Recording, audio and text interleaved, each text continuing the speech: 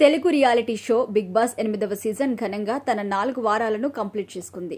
ఈసారి ప్రోమోతోనే అదరగొట్టిన big boss దానికి మించిన కంటెంట్తో ఆకట్టుకుంటున్నారని అంతా భావించారు. అయితే ఈ సీజన్లో పెద్దగా పేరున్న ఆర్టిస్టులు లేకపోవడంతో షో యాజమాన్యంపై ఫ్యాన్స్ పెదవి విరుస్తున్నారు.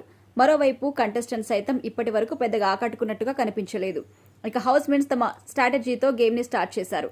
కంటెస్టెంట్స్ మధ్య గొడవలు మొదలైపోయాయి. అయితే ఈ గొడవలు చూడడానికి కొంచెం అతిగా కూడా అనిపిస్తున్నాయి. వంట దగ్గర నుంచి హౌస్ శుభ్రంగా ఉంచుకోవడం, బాత్రూమ్స్ నీట్గా లేకపోవడం అంశాలపై హౌస్ మేట్స్ మధ్య గొడవలు జరుగుతున్నాయి. ఇక తొలి వారం ఎలిమినేషన్లో భాగంగా బెజవాడ బేబక్క హౌస్ నుంచి బయటకొచ్చేశారు. రెండో వారంలో శేఖర్ భాష ఎలిమినేట్ అయ్యారు. మూడో వారం హౌస్ నుంచి అభినవ్ బయటకు వచ్చేశారు. అయితే 4వ వారం ఎవరు ఎలిమినేట్ అవుతారు అనేది ప్రేక్షకులు ఎంతో ఆసక్తిగా ఎదురుచూస్తున్నారు. ఇక 4వ వారం హౌస్ నుంచి బయటకు రావడానికి కంటెస్టెంట్స్ మధ్య పెద్ద యుద్ధమే నడిచింది.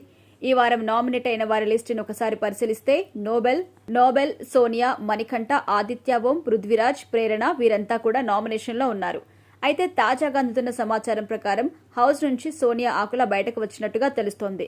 తక్కువ ఓట్లు నమోదు కావడంతో సోనియా హౌస్ నుంచి సోనియాను బయటకు వచ్చినట్టుగా తెలుస్తోంది.